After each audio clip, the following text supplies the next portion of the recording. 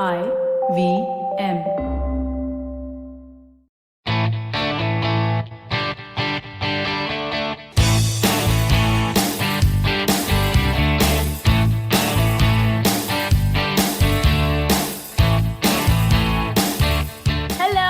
Welcome to a brand new episode of the Musafir Stories, India's very own travel podcast, where each week we share the journey of travelers in their own words and relive their experiences with you, our listeners. Hey guys, welcome to a brand new episode on the Musafir Stories. Hope you're all well and keeping safe. On the podcast today, we have a very dear listener who is going to help us explore his own backyard. So sit back and enjoy as we check out the beauty of the monsoons in the western part of the country. Let's jump on to the episode and find out more. Whether you're an established sports person or a budding one, or simply a sports enthusiast, join us, Tanvi and Shlok. We are two passionate pro badminton players talking policy, mindset and everything sport. So tune in to the Millennial Athlete every Monday. Only on the IVM Podcast Network. Trust us, it's gonna be lit. So with that introduction, we'd love to welcome Jasod Motwani, a traveler and a very dear listener to the Musafir Stories. Jasod, thank you so much for being a part of the podcast and welcome. Thank you. Thank you so much, Saf, for having me here. Thank you so much for reaching out. It's always special for us, these episodes where we get to interact a little more closely with our listeners and get to hear your travel stories apart from the side conversations we have on social media and other places. So really looking forward to this. But the introduction I gave, Jasod, is very short and concise. Why don't you speak a little bit more about yourself and also your tryst with travel? Saf, I'm a businessman from Amravati city, and Amravati comes under the Vidarbha region of Maharashtra. So I developed my interest in traveling since childhood. My parents used to take me to different places across the country. And while I was in first year engineering, my father sent me to the Lions Youth Exchange camp in Netherlands. Okay. That is the point where the travel bug hit me. I stayed in Netherlands. I stayed with a Dutch family for about a month, and later I attended a youth exchange camp. And in that camp, there were travelers from around 20 different countries. We all stayed together, and that is where I learned how the way Europeans travel, So even today, when anyone from Europe comes to India, they do make a point to, meet and we travel together. Or even if I'm traveling to Europe or, any other part of the continent, I do make a point to, talk to them and, go and stay with them and explore the nearby places together. Right. Yeah, that's brilliant. And yeah, I think that's one of the nice things about travel, right? You get to meet so many people and also opens you up to so many different things and perspectives, not just from a cultural and I guess from a sights and sightseeing perspective, but also from a more of even how different people travel and get to learn from that too. Yes. So really wonderful that you got that opportunity and you're actually still in touch with a lot of your fellow friends from that Indeed. camp. Yes. That's brilliant. And Jasod, now tell us a little bit more about where you're going to take us and our listeners today. I'm going to take you to the place which is very nearby. I mean, for me, for us, it is like, we visit there in almost every monsoon season. So I'll be taking you to Melghat and Chikhaldara. Okay. I'll speak about Chikhaldara first. Like Chikhaldara comes under Melghat Tiger Reserve. It is located in Amravati district, and it comes at a very interesting place where Madhya Pradesh begins and Maharashtra ends. And Seth, you know what? Like Chikhaldara is the sole hill station in the central India. In the Vidarbha region. It is situated at the altitude of 1118 meters. And one more interesting thing, like it is the only coffee growing area in Maharashtra. Can you believe that? Very interesting, and actually that caught me by surprise and really caught my fancy because obviously it might be a little surprising when you say that this is the only hill station in the vicinity, right, in the Vidarbha region. But Yes. even I was really surprised because you usually associate Maharashtra and to the Western Ghats, to the Sahyadris, so that way there is a lot of such hill stations and greenery around. But yeah, this region is a little more arid and a little more towards the central, right? Like you said, towards the border of Madhya Pradesh. It's in the central. Yeah, Yep. exactly. So that way it's very different. And yeah, coffee. Who would have thought?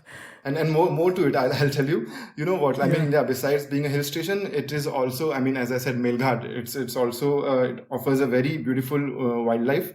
And Right. then for history buffs, it has, there are a couple of forts there. I mean, it's an added advantage for history buffs if you want to visit there.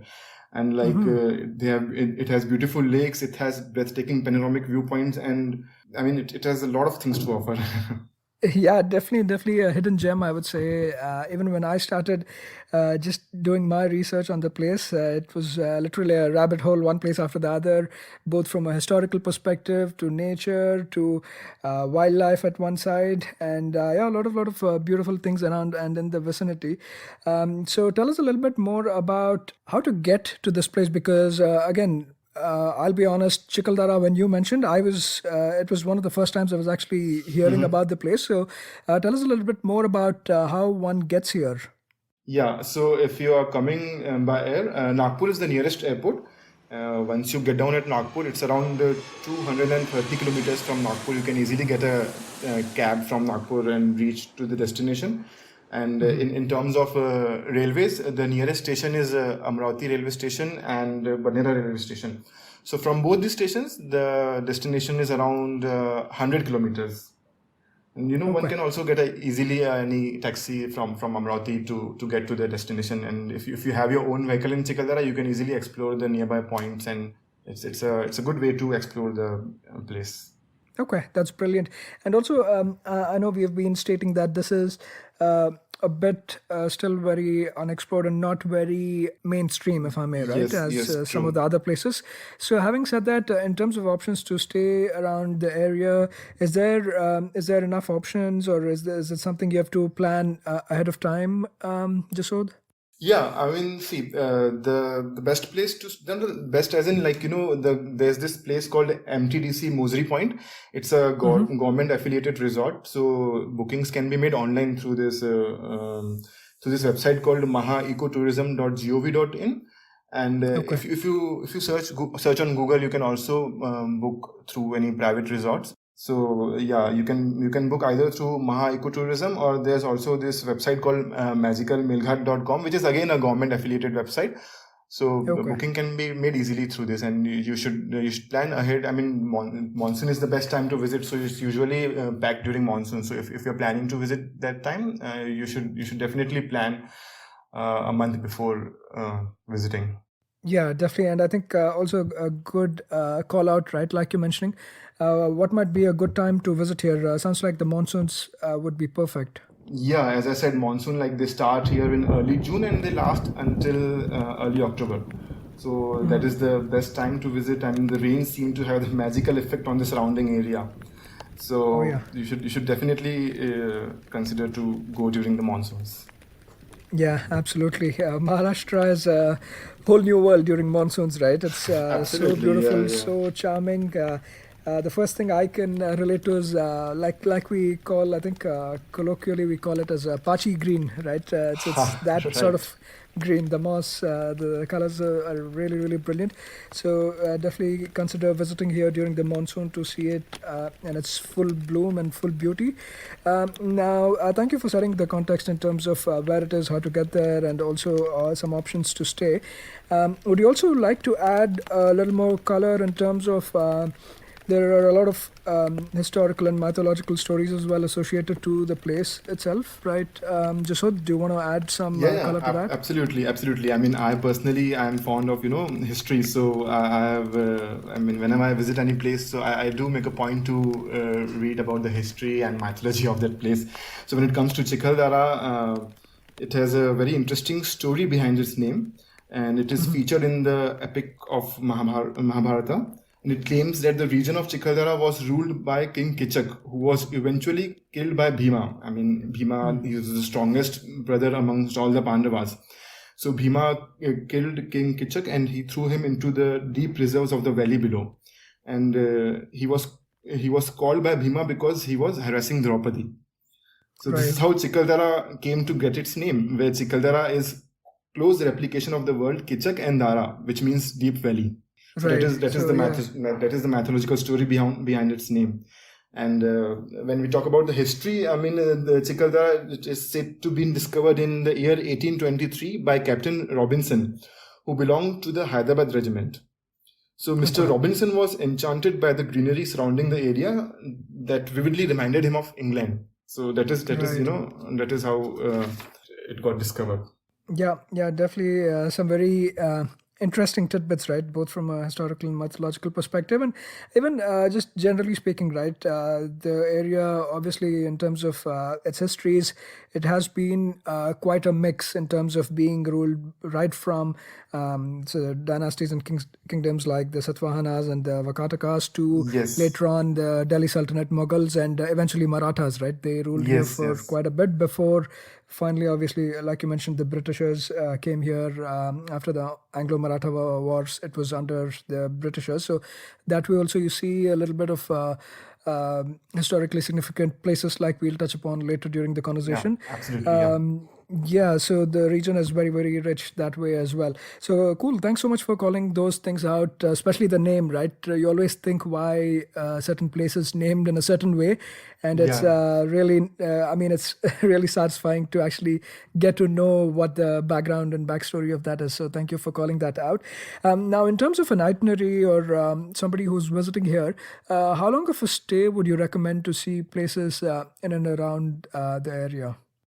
So it depends. I mean, if you are coming for an entire week, even, that is good. I would suggest, because, I mean, if usually when you go to a hill station, you like to, sit back and relax and, enjoy the beauty and the nature, the nearby areas. So it depends. Like, if you want to cover the nearby points, I mean, you can, that can be done in 3 to 4 days. But if you want to sit back and relax and enjoy the nature, then even a week is fine in that terms. Okay, awesome. Sounds good. Now, in terms of the itinerary itself, how would you like to break this up for our listeners, for somebody visiting the place? How would you like to take us around, and what places do you want to cover off? So I'll be speaking about Melghat Tiger Reserve initially, because that in itself is a very, huge wildlife experience. So I'll be talking about Melghat first, and then I'll be taking you to the forts and the nearby attractions. When we talk about Melghat, I mean, Melghat is... It is located on the southern offshoot of Satpura Hill Range, and in the hill range is called the Gwaligarh Hill. And you know what, Seth? It is the first tiger reserve of Maharashtra, and it is still one of the biggest tiger reserves in the country in terms of area. It has area of around 1674 square kilometer, and the name Melghat means the confluence of various ghats or valleys, and there's this park called Gungamal National Park, which is the part of Melghat Tiger Reserve. Yeah, it has around 82 Bengal tigers and the other prominent animals such as sloth bear, Indian goat, and leopards. Like, you were saying something, definitely. Sorry? No, I was just saying that because usually it still seems to be very, very underrated, right? Even though you're saying it's the first one in Maharashtra and one of the biggest ones by area. These days you hear a lot about the ones in the vicinity. That area in itself, that region along the Maharashtra and Madhya Pradesh, that belt, it's rich in so many different wildlife sanctuaries, and you usually tend to hear about Satpuras and the Tadobas and all of them. Melghat, actually, that way, you're saying that it's the first one, so not very, very, very underrated, I would say. And exactly, too much about it. This is very underrated, yeah. I mean, once if anyone travels here, they'll definitely suggest to their folks to, visit this place. Yeah, absolutely. Yeah, tell us a little bit more about your experience visiting there, and what are some of the different options available in terms of safaris and things like that? Yeah, I mean, Melghat, when we talk about Melghat, it offers different activities. Like, they have day safari and night safari. So they have this mashan stays, like, they have built this wooden stays, wooden tree houses where you can, enjoy this experience. And then they have this trekking, hiking, camping, elephant rides. So it has a lot of things to offer. And you said in terms of the animals or the animals in the habitat, tigers obviously will be the main attraction, but apart from that, the sloth bear, you said, and the wild dogs? Yeah, the sloth bear, and then there's the Indian gaur, there are nilgais and leopards, sambar deer. Okay, interesting. And what about options for safaris? Like usually, how many safaris do they have a day? And did you actually take up that option of going on a safari? Yeah, I did. I mean, as I said, this is very nearby from my place. So, we Yeah. usually make a point to visit there during every monsoon and during this. I mean, if you want to spot a tiger, summers is the good time to spot a tiger. And again, the booking, as I said, you have to pre-book the safari online to, get your slot confirmed. So you can opt for either the day or the night safari here. Oh, okay. Cool. Yeah, that definitely does sound like a really nice place. And I was also looking up a few videos and pictures of the place. Uh, in terms of sighting, obviously, summer months seem to be a little more better suited if you're going there with an intention of sighting. But even monsoons, for that matter, right? It just transforms completely. The forest completely transforms in green, and just taking like a jeep safari ride Yeah, during yeah. that time seems like quite the experience. Yeah. Yeah, the only thing is, I mean, sometimes monsoon they close the safaris because it's very difficult to go through the jungles. But yeah, if Sure. you get lucky, you can enjoy both the things in monsoon. Awesome. Cool. Thank you for calling that out. And yeah, do make note. This is one of the key points to be covered off during your trip, or during your itinerary of Chikhaldara, the Melghat Tiger Reserve, and the national park. Any other points you'd like to call out before we move to the next destination, Jasod? Yeah, I'll be taking you to this forts. I mean, for a history buff, I mean, these forts are really a magnificent view. I'll be speaking about the history behind these forts. Okay. Yeah, wonderful. And in terms of the distance, how far away would the forts be, say, from the city center, or how much of a drive or journey is this? See, I mean, as I said, once you take a cab from Amravati to Chikhaldara, it's around 100 kilometers. So Okay. once you reach Chikhaldara, and from there, all these excursions are nearby. I mean, from Okay. if you're staying at the government resort, which is called the MTDC Mosri Point, Right. from there around, you can, it will take around 20 to 25 minutes to reach the fort. Okay. Great. Awesome. So which fort are you taking us to first? Yeah, I'll be taking you to Gwalior Fort, and Okay. Gwalior Fort it was a stronghold of the Maratha empires toward north of the Deccan Plateau. Right. Seb, the fort takes its name from the Gavli, like cowherds who Okay. inhabited the Birar, the modern day Amravati, for centuries. So Okay. that is how it got its name. Like, and earlier the fort was likely just made of mud, and the exact date of construction is not known. But according to the Persian historian Firista, records that Okay. Ahmad Shah Wali, the ninth king of the Musafir dynasty, built Gwalior when he was encamped at Ilichpur in 1425. Okay. Yeah. So it seems like it's like way back from the 15th century, right? Or over Yes, 500 yes. years old. But I guess it's been reconstructed since then by the Marathas, because the pictures I saw, it's quite the fort, right? It's not like a Yep. small mud fort or anything. It's built quite robustly, and yeah, depending on what time of the year you visit as well. If you're visiting here sometime after the monsoons, it has that very lush green Exactly. Yeah. surroundings and some great viewpoints as well, right? Yeah, you can easily take a walk during, like, if you're going in monsoons, you can visit during the early morning or evening and take a walk around the fort. And it has, the fort has several inscriptions in Persian recording the date of the building on each of its 7 gates. Okay, interesting.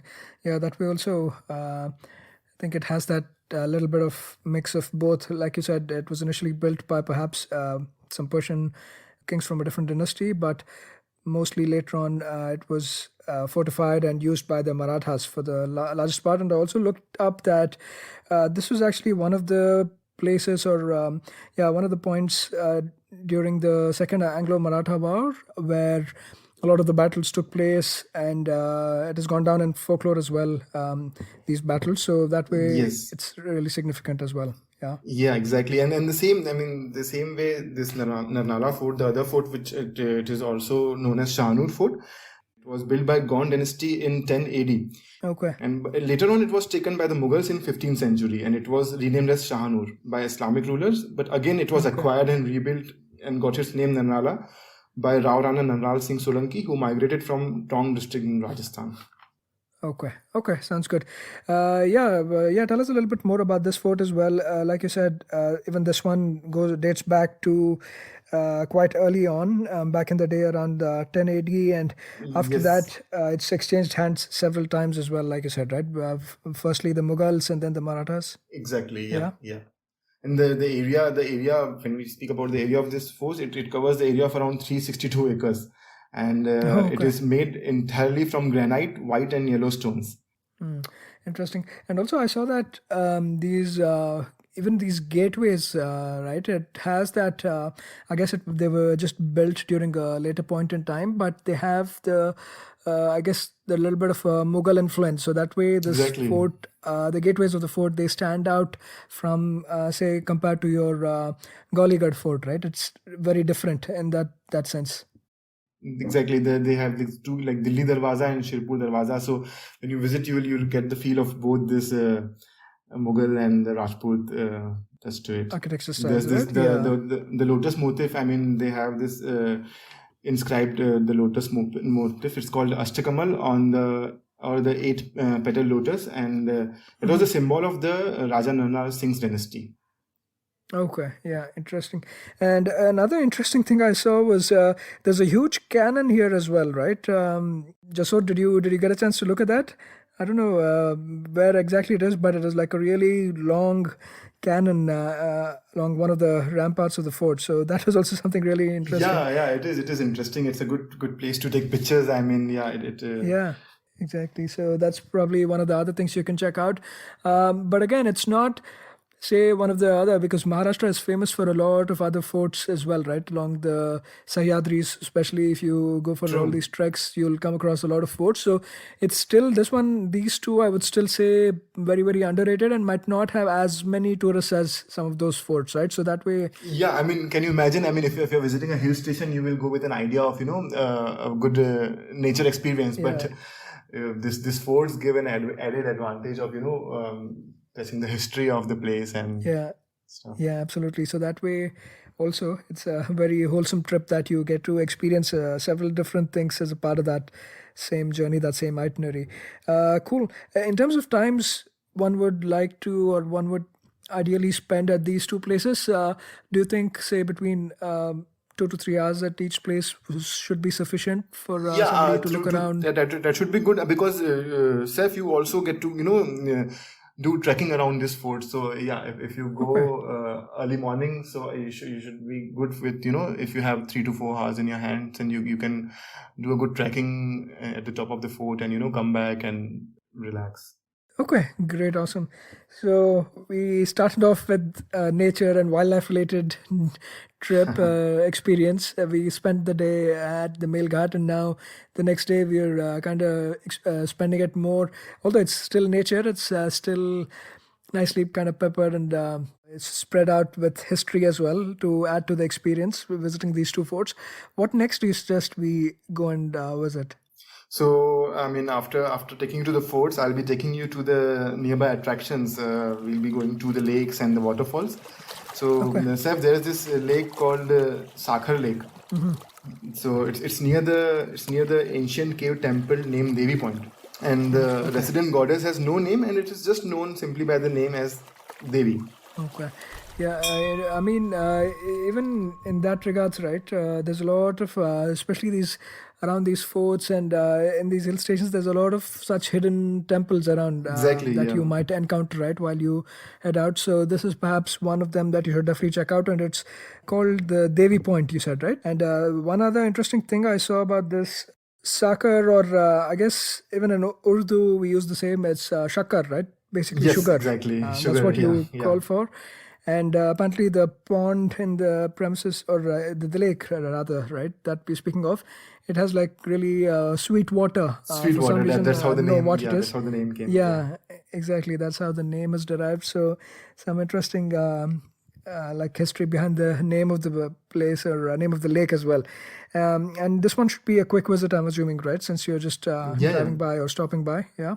Yeah, it's a quick visit. I mean, you can take pictures. I mean, if for the photographers who are interested, there's a good view around the lake. Yeah, and also perhaps these are most of the water bodies, I'm assuming, will be much better to be visited while in the monsoons, right? In the monsoon, They'll just be Yep. full and flowing, so that way it might be a good time to visit. There was a few other lakes also. Maybe you'd like to quickly touch upon in the vicinity, right? There's spaces In the vicinity, there's this place called Bill Lake, right, which was also built during the British colonialism. right. So that is also nearby. I mean, if you're interested, you can also Yep. visit there. Yeah. And there was another one called as a Kalapani Lake. Perhaps that's also somewhere close by one could visit. And Yeah, again, like I yeah. said, just given the strategic location of the place and the monsoons, a lot of such water bodies around that pop up around seasons, right? Around the monsoons Exactly, from yeah. time to time. So definitely stop by for some good pictures and also just to spend some time around these water bodies, right? So yeah, I mean, I was talking about. I mean, when it comes to views, besides the lake, there's this point called Hurricane Point, and it is Okay. situated in the southern region of the Upper Plateau. And from this point, you can see the Gwalior Fort or the Mosri village or the Virat Hills. I mean, it's the best. It's the best view from this Hurricane Point. Yeah, I think the good thing about visiting hill stations and especially places, a lot of places in Maharashtra as well, right, is that given that you have these beautiful valleys, and in this case mostly around the Satpura ranges, you get a number of such beautiful viewpoints. In this case, it's the Absolutely. Hurricane Point, but yeah, not just you get views of, say, the sunrise or the sunset depending on where you are, but in addition to that, if you go in the monsoons, it's like a completely different view you get of these spaces, right? So Yes. yeah, definitely check them out. Yeah. Yeah, while we are speaking about Hurricane Point, Seth, like there are also a couple of more, like if you want to get a panoramic view, there's this Mosri Point and again Panchbol. So Mosri Point, Okay. this Mosri Point, it is located just nearby this MTDC resort, and Okay. it's the best time to go to this point is either early morning or during the evening. I mean, it offers amazing view of sunrises and sunsets. So you should definitely cover this Mosri Point during your visit. Okay, wonderful. And this Panchbol is a point which is around 4 kilometers away from Bear Lake, and it provides Okay. the panoramic view of the surroundings. And you can also view coffee plantations from Panchbol on one side, and there are like close to 5 hills that come together to form a huge valley in the middle, which can be observed from this Okay. point. Okay, I guess the punch in the punch bowl name is a reference to those Yeah. 5 hills, I'm assuming. Yeah, no, I'll tell you the significance of the name it got from. Like, Okay. it is believed that if you shout anything from this point, you can hear the echo back not once but 5 distinct times. Hence the name Panchpol, which means 5 echoes. Oh, okay. Very interesting. Almost like a eco point then. It's just So that. this is like a must go when you go to Chikhaldara. You should definitely visit Mosri Point and Panchbol Point. Okay, yeah, very interesting.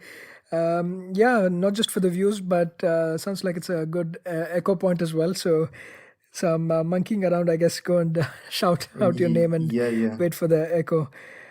Cool, that's nice. Yeah, a lot of these, so like I probably am repeating now again and again, but just given the terrain of the place, right? Given the beautiful valleys and also really plush green around Satpura ranges as well as the monsoons, things like these viewpoints and lakes and things like that, they just prop up from time to time during the monsoons Yeah. and should definitely be visited as a part of the trip. Yeah, even like as you said, during the monsoon, you get to see the magnificent waterfalls. Like there's this Bhimkund waterfall. Okay. I mean, Bhimkund it's important to religious devotees at this place, and it's close to around 3,500 feet deep. Oh, okay.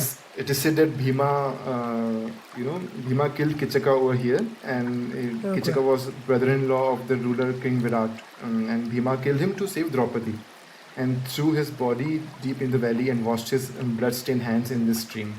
Okay, yeah, so this is basically the reference to the earlier story you mentioned, right? About how the Yeah, name is yeah. derived. It's a reference again to that, and Bhim Kund, that's what this is called, right? Yeah, and it has the brilliant scene during the monsoon. You can see the cascading waterfalls from this point. Okay, wonderful. Yeah, just make it a point to cover off all of these. And what is great is knowing about a little bit of the history of the place as well and how the names derived and what the mythological and historical significance of these places is. I think that kind of adds it, like you said, Sone Pe Suhaga, right? It makes it that way, that it kind of improves the experience even more.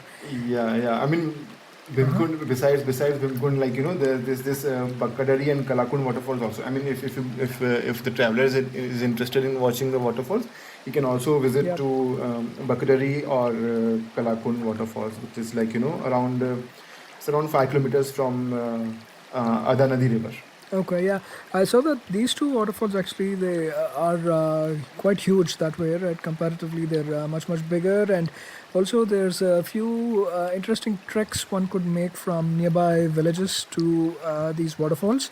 Just those treks also are amazing, especially given the time of the year. If you choose when it's nice and green, it just adds to the whole experience. So, for those enthusiasts of outdoors and treks and hikes, I think this makes for some great treks visiting these waterfalls as Yeah, well. they're quite a, like, there are many local groups. I mean, in the nearby Paratwada city, there are many people who take to this to the trekking points around this Melghat and Chikhaldara. So if Okay. you have got time in your hand, you can pre-plan. If you are with a group, you can tell them that you want to visit with the group, and they can make all the arrangements and take you for trekking or hiking around these areas. Okay, wonderful. It's the Bakadari and Kalalkund waterfalls, so just make it a point to keep those as well if you're one of those more adventurous kinds who wants to also cover off trekking and hiking during the itinerary.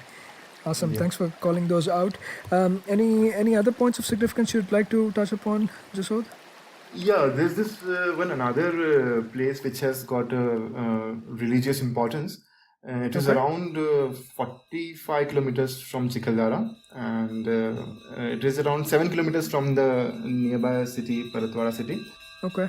It comes in Madhya Pradesh. It's like, it's on the border. And it's situated on the Satpura mountain ranges. I'm talking about Muktagiri. The name of the place is called Muktagiri. Muktagiri has a collection of around 52 small temples. Okay. Yeah, it's like a Jain temple, like of around 52 small temples constructed together. Interesting. Yeah. So if you're looking to add a little bit more in terms of religious points to visit as well, as a part of the itinerary, there's always the option, but it might be a little way off. You said about 45 or 50 kilometers from Chikhaldara? Chikhaldara, yeah. Okay. Yeah. And these are more Jain temples, right? That's what They're you said? Jain temples, yeah. Well, like, if you want to reach to the top of the temple, you have to, there are around 600 stairs which will take you to the top of the temple. Okay. Yeah, so just keep that in mind. But yeah, religiously also very significant place for the Jains. So there might be a lot of pilgrims visiting these places as well. Plan it out accordingly. Any other points of interest apart from the ones you've called out so far, Jasod? If a traveler is interested in watching museums, there are also a couple of museums around Chikhaldara. And the one is the Maharashtra Forest Rangers College Museum, and the other one is the Melghat Tiger Project. So the first museum, this Maharashtra Forest Rangers College Museum, consists of a wide range of samples of various wild animal species and plants. Interesting. And the other one, the Melghat Tiger Project, they have built the museum considering the issue of the depleting numbers of tigers in mind. Okay, yeah. And I'm assuming these are, say, for example, the Melghat Tiger Reserve, that museum is probably in the vicinity of the Tiger Reserve itself, yeah? Yes. So you can just add it during your stay at Melghat.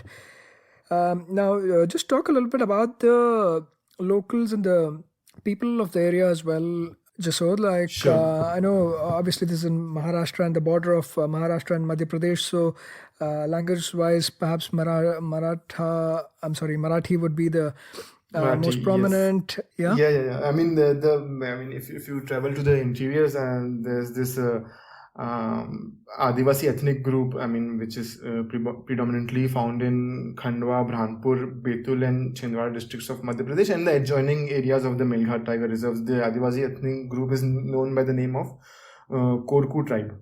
So they speak Korku language, which is written using Devanagari, and it's a dialect of Marathi, probably a dialect of Marathi. Okay. Yeah. Cool. Awesome. Thank you for calling that out. It's the locals of the place, and they're called as the Korku tribes, right? Yep. Yeah. Cool. Yeah, thank you for wonderfully taking us around, calling out these important places. One can easily cover off. Obviously, if you're just here for a weekend, you have a lot of things to do. But even beyond that, right, you could easily stretch this to a week-long itinerary, as Absolutely. Yeah. Jasod mentioned, and there's a bunch of options. As you said, I mean, if you're coming for a week, come during you should visit during Yeah. the monsoon. I mean, that should be the best time. Absolutely. And finally, before we start to wrap this up, I think there's only a couple other things that I, while looking up, came across as well. There's a number of windmills that one can encounter as well as you're driving or approaching the region, right? So there's a number of Yeah, windmills, yeah. and there's also, I believe, a project coming up. Not sure what the status of this project is, but there is a project to build the longest Skywalk bridge, I believe, in the area as well. Even I read about it. I think it's in the pipeline, sir. Okay. It's in the pipeline. I think it will take some more time to build that. Yeah, especially the location, right? Imagine having a glass skywalk type of a bridge built be wonderful, to get yeah. these wonderful views. Yeah, it might really be quite the thing to check out. So yeah, fingers crossed. Hopefully this goes per plan, and it's not too far off in the future. So you can check it out when you plan your itinerary of Chikhaldara. Yes. As we start winding this up, Jasod, any final thoughts you'd like to share? Yeah, just one thing. I mean, when you go from Amravati or Nagpur, once you reach Paratwada, which is the nearest city, I would suggest to take the off location. I mean, there are two. I mean, it will be difficult for me to explain while on the call, but once you reach Paratwada, you can ask any local people from there that how to reach Chikhaldara. They'll tell you take the longer route because it offers a better scenic view compared to the shorter one. So Okay. it will be more easily explained by the local people when you travel across, or maybe even if the driver would know about the longer route. I mean, it offers a great scenic view when you take the longer route. Wonderful. We'll keep that in mind. And thank you so much, Jasod, for beautifully calling this out. Really, really a hidden gem. And even like I said earlier on, I did not know too much about this place before you mentioned this to me and pitched this to me. So really glad that we got to talk about this and discover the so many different layers within Chikhaldara, right from its offering of the wildlife to the forts to the tiger reserve, as well as these other religious, as well as Yes. interesting places like the waterfalls, the lakes, everything to do with nature, right? So Absolutely. thank you so much for calling it out, and always nice to hear this from a local who's been there several times. So getting to know those little nitty-gritties of visiting the place, so that the trip and the itinerary can be that much more enjoyable. So thank you so much. And before I let you go, would you also quickly like to share with our listeners how they can reach out to you if they want to plan a trip to Chikhaldara? Yeah, absolutely. I'll be more than happy to, help anyone to plan their trip. They can, ping me on my Instagram account. It's by the name Jasod, JASOD _M, as in Jasod Motwani. So you can Right. easily send me a message on Instagram or Facebook, and I can help you plan with your itinerary. Yeah, definitely. We'll definitely make sure to include all of those social media handles on the show notes section of the podcast, so that way listeners and people who are wanting to travel can reach out to you for Sure. any sort of tips on planning. Thank you so much, Absolutely. Jasod. That was a lovely conversation and always joyous and heartwarming to hear from listeners, and especially in this case, also hear from a local. Same here, sir. Thank you so much for having me here with you. Thank you. It was our pleasure. Thank you, Jasod.